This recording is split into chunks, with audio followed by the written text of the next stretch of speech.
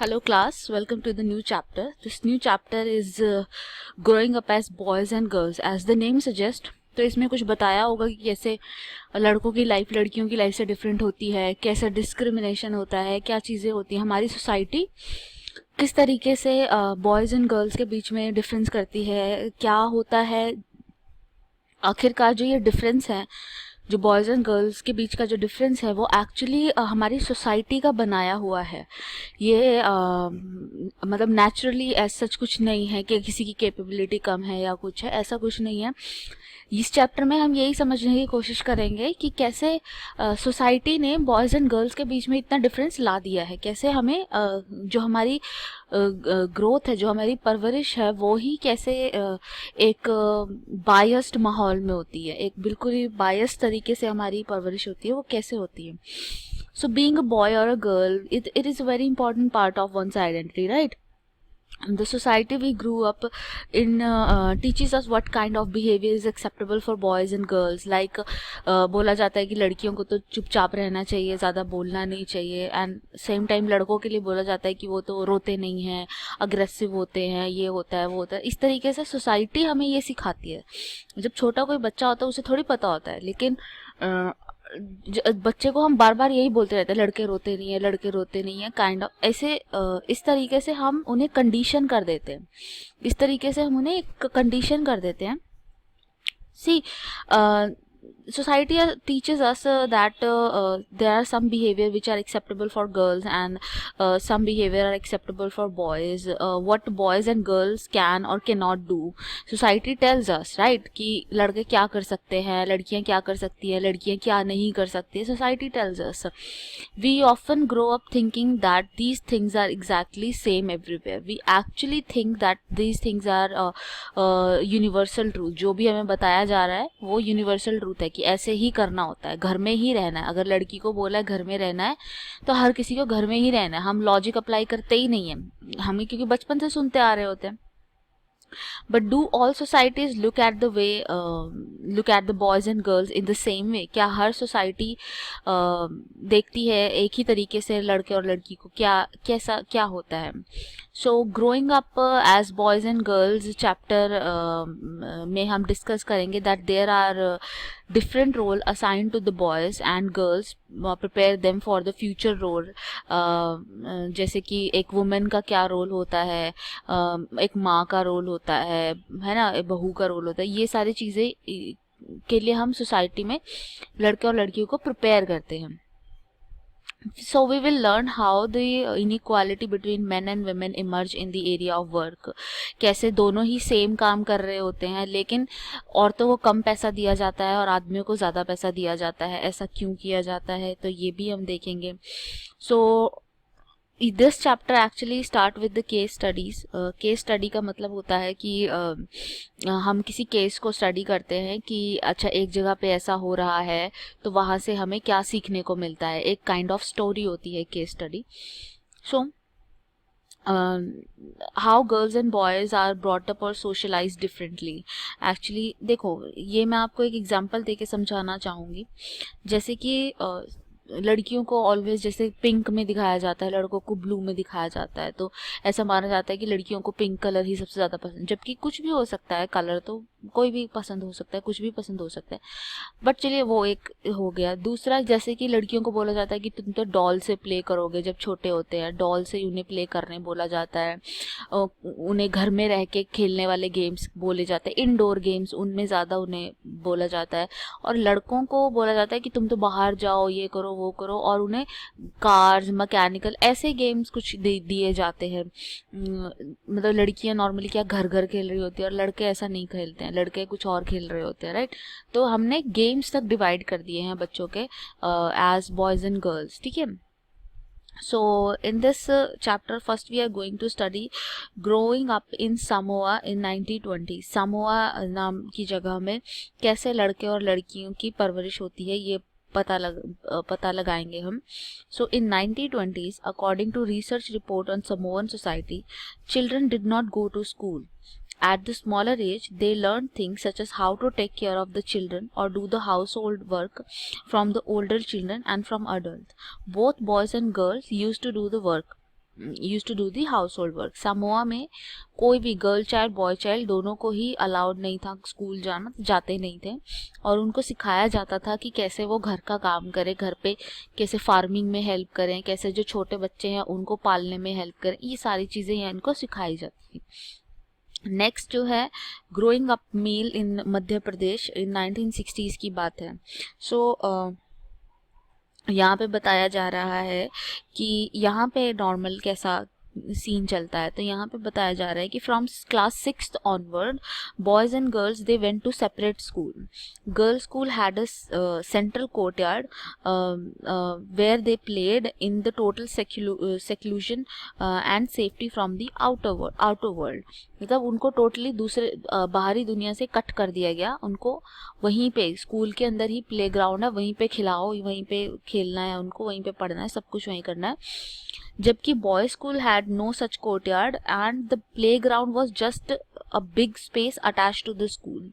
और जो boys play ground था वो एक बड़ा सा प्ले ग्राउंड था जो कि स्कूल को अटैच था, वो ऐसा स्कूल के अंदर नहीं था। ठीक है। The boys' school had no such courtyard and their playground was just a big space attached to the school. The girls always went in group because they carried the fear of being teased or attacked. आपने कभी movies में देखा हो या उसमें देखा हो तो हमेशा क्या दिखता है, लड़कियां ऐसे ग्रुप में चल रही होती हैं। तो वो लड़कियां ग्रुप में क्यों जाती हैं आखिरकार, कभी आपने सोची है ये बात? आप अपने पड़ोस में खुद भी देखो, आप अपने यहाँ देखो, लड़कियां जो है अकेले जाती ही नहीं है, ग्रुप्स में निकलती हैं। क्यों निकलती हैं वो ग्रुप्स में? क्योंकि उन्हें डर लगता है कि कोई उन्हें छेड़ेगा, कोई टीज करेगा, कोई हो सकता है कि उनके ऊपर कोई अटैक कर दे। तो इस डर से वो एक साथ निकलती हैं। ये डर भी हमारी सोसाइटी ने ही हमारे अंदर डाला है, राइट। ये जो डर है कि कुछ हो जाएगा, लड़की को अकेले नहीं भेजना, ये वाला जो डर है ये भी सोसाइटी ने ही हमारे दिमाग में डाला है। नहीं तो एज अ चाइल्ड हमें थोड़ी पता है कि क्या करना है क्या नहीं करना है, बट हमें बोला जाता है कि जब भी बाहर जाओ तो किसी के साथ जाओ, ये करो वो करो, राइट। तो यहाँ पे हो जाता है। After reading these two story in your book, आप ये अपनी बुक में, क्योंकि अगर मैं आपको डिटेल दे दूंगी सारी की सारी, then you are not going to study the book, but I want you to study the chapter line by line. I want you to study that. So after reading the above two story, you will realize that there are many different ways of raising children. So you would have also analyzed that society make clear distinctions between the boy and the girl. Society clear distinction लेती है boys and girl. and आप तो हरियाणा से belong करते हो, तो आपको तो और ज़्यादा पता होगा कि लड़कों को कितनी प्रिविलेजेस होती हैं और लड़कियां कितनी मतलब उनको कैसी कंडीशंस में रहना पड़ता है। सारे रूल्स एंड रेगुलेशन लड़कियों के लिए ही होते हैं। इन कोई भी सोसाइटी देख लो आप, सारे रूल्स एंड रेगुलेशन लड़कियों के लिए ही रहते हैं, लड़कों के लिए कोई ऐसा रूल्स एंड रेगुलेशन नहीं रहते हैं। इसी वजह से आप ये खबरें सुनते हो रेप की, मर्डर की, इतनी इनसेंसिटिव केसेस हो जाते हैं। ये सारी चीज़ें क्यों होती हैं? इसीलिए होती हैं because boys and girls are raised differently, उनको डिफरेंट वैल्यूज़ दी हैं सबने। नेक्स्ट थिंग, सो जो हम बात बोलते हैं कि gender equality, boys and girls equal, वो एक्चुअली कहीं हमें अब जब हम पढ़ेंगे, जब आप लोग ये चैप्टर को, ये दो स्टोरीज को पढ़ोगे तो आप रियलाइज़ करोगे कि एक्चुअली हम सिर्फ बोलते हैं कि दोनों जेंडर इक्वल है, सच में दोनों इक्वल कभी हमने होने ही नहीं दिए। हम लोग इतना डिफ्रेंशिएट करते हैं लड़का और लड़की के बीच में कि हमने दोनों जेंडर्स को कभी इक्वल होने ही नहीं दिया है। इनफैक्ट आज तक टिल डेट भी हमने जेंडर को इक्वल होने नहीं दिया है, राइट। लेकिन ये इक्वालिटी होनी चाहिए, ये इक्वालिटी होनी चाहिए। उसके लिए आपको क्या करना पड़ेगा? उसके लिए आपको जो हाउस वर्क होता है, जैसे कि हमारी मम्मियाँ जो होती हैं वो घर का काम करती हैं, लेकिन हम लोग सोचते हैं कि घर का काम कोई काम थोड़ी होता है, राइट। हम लोग उसको वैल्यू नहीं करते हैं, हम लोग उस चीज़ को कोई वैल्यू नहीं करते हैं। So we are going to discuss that topic also right now.